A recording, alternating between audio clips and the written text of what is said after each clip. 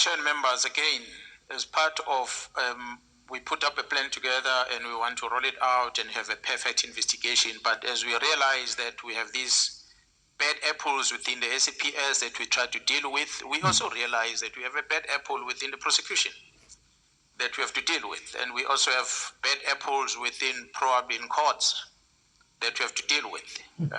We see a case that a team initially, it was said to be going to be working for 6 months.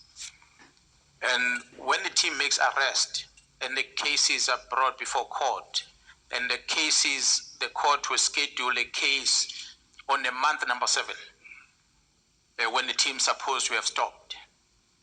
And we then have to request the extension of the team so that the members stay on to continue these cases in court.